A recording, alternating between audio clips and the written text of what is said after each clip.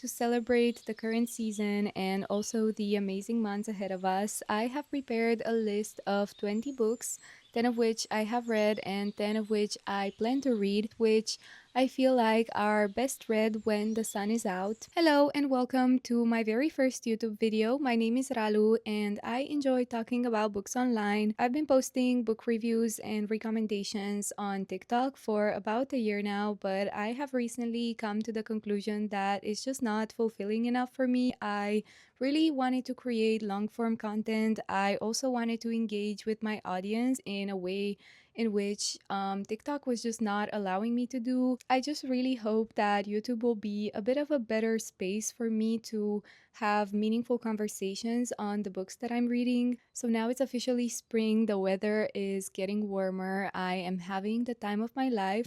I don't know, just like my whole outlook on life changes drastically when it's warm outside. Half of this list is made of books that I have already read and I can confirm that they fit the vibe, and the other half are books that I have not yet read but I plan to read in those warmer seasons. So if you don't think that they're suitable, please let me know. I have made these mistakes in the past where I wait the whole year to be able to read a book at the right time, and then the right time happens and the book is actually not at all what I thought it would be like. If you see one of those situations over here, just let me know. I also wanted to focus on shorter books. Most of these are just under 150 pages. What can I say? I just really enjoy a short book. I'm gonna start with a book written by one of my favorite authors. This is Daydream and Drunkenness of a Young Lady by Clarice Lispector. This is a short story collection. I believe it includes 3 short stories, one of which is Love, which is my favorite, and it's also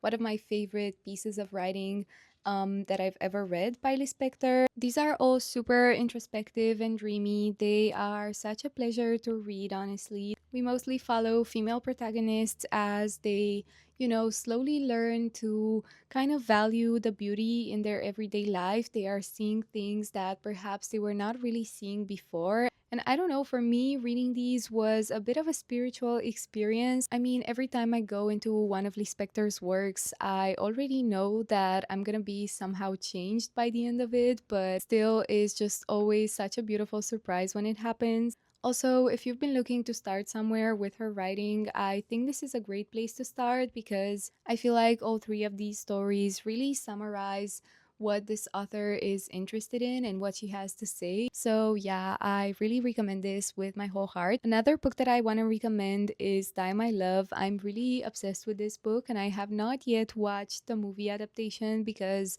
I just want to maintain a very specific image in my head. We follow a couple living on the French countryside. They have recently had a baby, and now the woman has begun to spiral. A lot of people talk about this book as being about postpartum psychosis slash depression, but to be honest, my interpretation of it is a bit wider than that. I'm kind of just thinking about it through the lens of how easily we can slip into insanity when we create a life that was actually not made for us.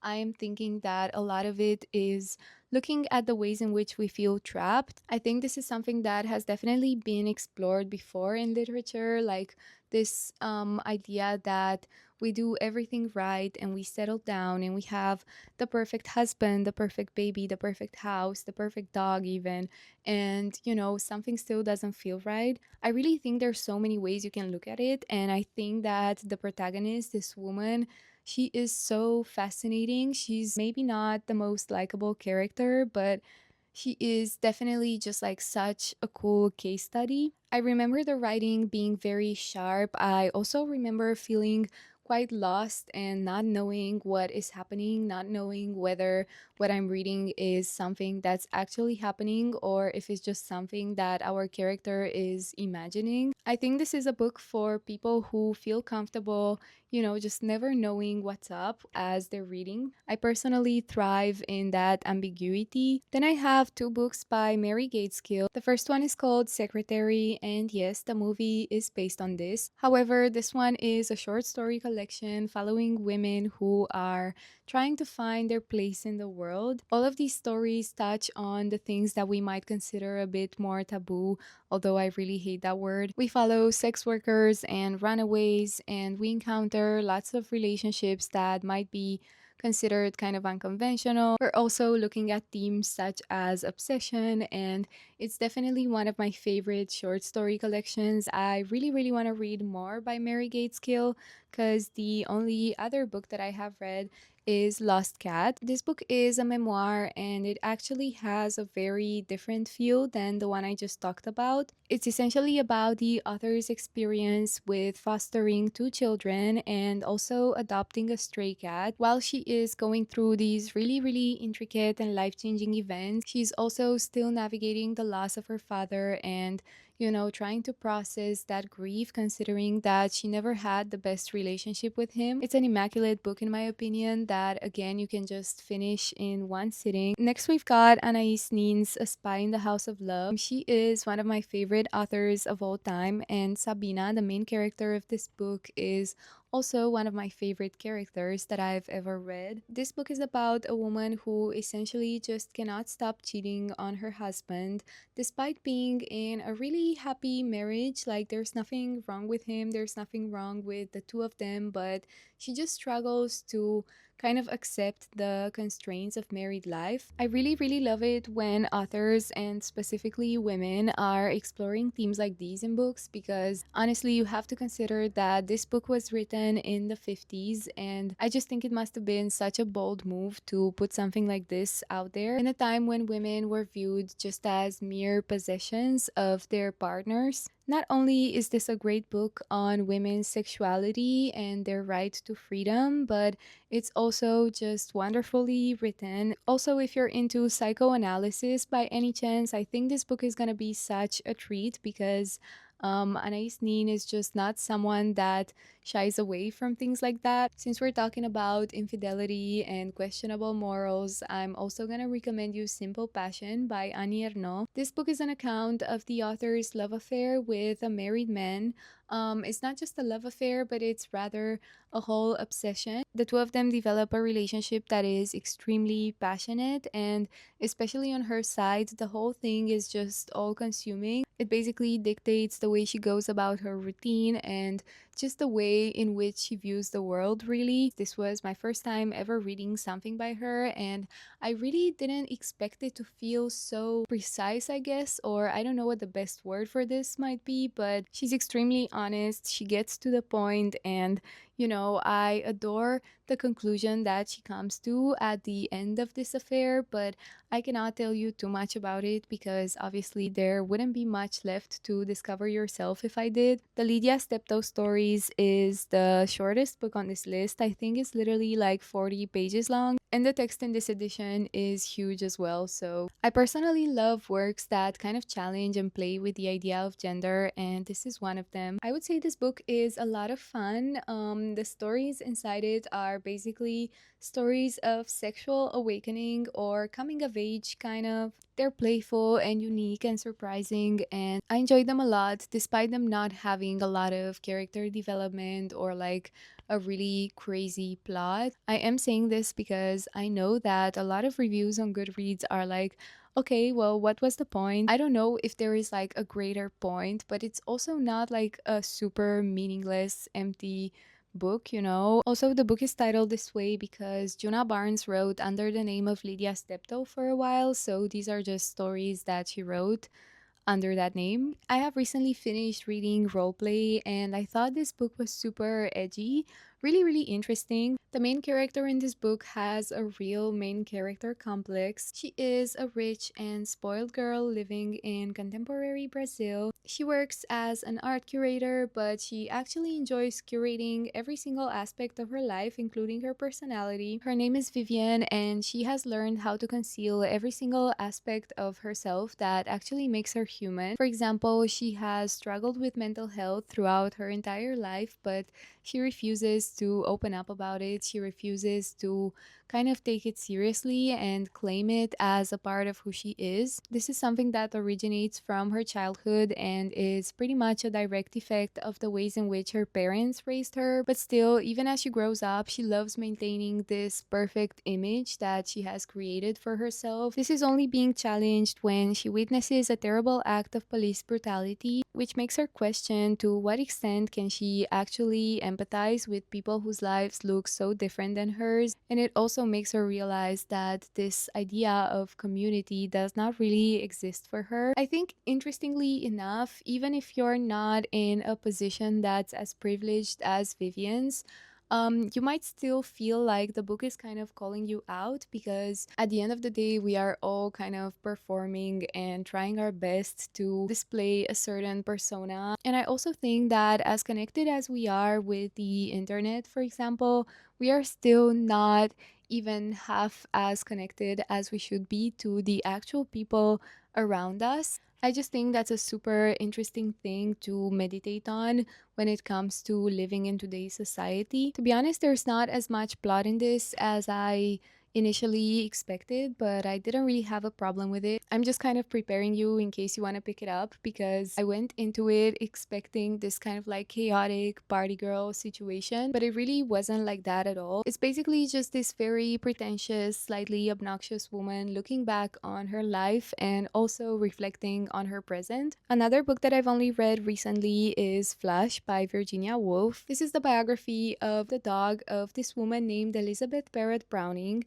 I actually didn't know, but she was a British author and poet in the Victorian era. But yeah, in this book, she's not the star of the show. The star of the show is actually her dog named Flash. The whole thing is such a ride. Flash goes through so many amazing adventures. I didn't expect this to be as entertaining as it actually was, but what I did expect is getting some beautiful, beautiful writing, because Virginia Woolf just never fails in that department. I think I did the right thing picking this up in spring, because there's so many super, super vivid descriptions of nature and smells. There's also some travels. There's a bit of a romance, I guess. Yeah, I was just so happy that I got exactly what I wanted out of it. Lastly, on this list is the one and only Alice in Wonderland. Believe it or not, this is my current read because I have never actually read this in my childhood. I was talking to a friend about this and she was like, oh my god, I loved that book when I was 10. And I was like, yeah, and I love it now at 24. It's really so magical and whimsical. It's so special. This entire universe just really has my heart right now. This edition actually has some illustrations made by the author, and they're so, so gorgeous. Every time I turn the page, I see something that takes my breath away. It's also such a never let them know your next move kind of book. I'm always like, wait a second, how the fuck did we get here? It's just so, so good. Like, I know this is not news for you, but I'm putting it on this list because maybe you want to reread it. So now we can move on to the list of books that are on my TBR. The first book that I would like to read this spring is Perfection. I don't really know what about this book actually screams spring to me, but it does. I feel like I might be influenced by the other cover of it, the one with the flower in like a water jug or something. There's something about that picture that's giving like April morning. This book is about a millennial expat couple living the dream in Berlin, and I believe it's supposed to question the ways in which we chase fulfillment. And I have a feeling that it might go in the same direction as roleplay, for example, where we are looking at identity and performance and curation. So I guess we'll find out relatively soon, because I want to make this my next read. Another book that I would love to read is My Face for the World to See. I don't really know what this is about. I know it includes a very messy love affair situation, which I'm always down for. I mean, I'm always down to read about it. I'm not always down to participate. Similarly, I also saw this book titled The Seas that I just cannot wait to get my hands on. Again, I kind of forgot what it was about. Was it also about some kind of love affair? This one I am saving for summer 100%. I plan to do the same with Destroy, She Said. I think this is set in a hotel, which I love. And I think it's not just like any hotel. I think it's kind of like an isolated one. Maybe I'm wrong about that. Anyway, we have a hotel and I know we have two couples, or like two women and two men, something like that. And I think it's supposed to be tense and erotic as fuck, and I am so hyped for it. Even though I didn't really like The Lover by this author, I just feel like this one sounds a lot more up my alley than the other one, so my hopes are high. Also, I bought the French edition when I was in Paris last year, and you will hear me talk about this a lot, but I am trying to learn French. Like, I kind of supposedly already know French, but I don't feel like I know French. You know what I mean? Like, I don't know it. So yeah, every now and then, whenever I have the opportunity, I pick up a book in French, and I just really take it step by step, like sentence by sentence. I make like a whole notebook for it. I save all the words that I don't know. So not only is this a book that I'm really, really interested in, but I also think it could be a really nice project to dive into for the summer. This book I really, really wanted to get to last spring, but I didn't. And I was just determined that I'm gonna read it in spring and during no other season. So it's on my TBR again this year, and that is Upstream by Mary Oliver. This is like a collection of essays. I think it's just writing on nature and stuff like that. It's really starting to get way warmer here as well, and I just want to take this to a park or a forest and, spend like an hour or two just like listening to the birds and observing the grass. The next two books on this list are both by Jamaica Kincaid. One of them is My Garden book, or My Garden, something like that, and the other one is At the Bottom of the River. I think the latter is like a short story collection. From what I understand, it explores mother-daughter relationships, as well as like our connection to certain places. And I think the other one is more about her love for keeping and tending a garden. But I think she mostly addresses those things from the perspective of memory. I read Lucy by Jamaica Kincaid last year, and I just remember feeling very weirdly seen. I know obviously that my experience is completely different than Jamaica Kincaid's or like Lucy's, but I found myself relating to this specific aspect of leaving the place that you grew up in and feeling kind of conflicted about it. I mean, not really doubting your choice or anything like that, but just knowing that there's things that you loved and you left behind. For context, I'm Romanian. I grew up in Bucharest, but I moved to the Netherlands when I was 19. That's one of the main reasons why I would love to return to Kincaid sometime soon. Continuing on this theme with like books about nature, I spotted this book randomly in a bookshop. It's called The Men Who Planted Trees, and I've been thinking about it ever since. I don't know what it is about it that really spoke to me, but I think it's just about a man who plants trees. I know that it's super, super tiny, maybe like 70, 80 pages long. I didn't buy it because it was like crazy expensive for how small it was. And yes, I'm aware that that's not how pricing works when it comes to books, but you get what I mean. The next book that I'm going to talk about is Swallowing Geography. I've had this book on my shelves for almost a year now, so there's really no excuse, especially considering how tiny this is. I don't know that much about the book itself. I heard that it's supposed to be like a fever dream, super, super trippy, kind of confusing. The thing is, I'm kind of beefing with this author. I read August Blue last year in August. It was so boring. The writing style was so bland. I couldn't connect to the characters. I could not care less about the main character, to be honest. So I'm thinking I should give her a second chance, but I really don't want to commit to any of her longer novels anymore. The last book that we're gonna talk about in this video is God Dies by the Nile by Nawal El Sadawi. First of all, if you have not read Woman at Point Zero by the same author, what are you even doing? It's literally one of the most powerful works of fiction that I've ever encountered. Nawal Sadawi in general is such a diva. If you sit down and watch one of her interviews or read some of her writing, you will really come across some super insightful and moving perspectives. Ever since discovering her, I've been dying to read more of her books, and I think this is the one that I want to pick up next. I think similarly to Woman at Point Zero, this one also explores corruption and power structures in Egypt. I think it's set in a little village on the banks of the Nile. If I'm not mistaken, it's also filled with commentary on the political situation there. This necklace keeps moving by itself. I swear to God, I'm not doing anything and I have to fix it every 2 minutes. But yeah, really, really excited to return to her work. Okay, oh my god, I think we are officially done. This is the very first time I'm using this mic, or any mic at all actually. So let me know how you find the audio quality. I don't want to move it around too much. I will leave my TikTok account below and also my Goodreads. I hope to see you here next time. Bye!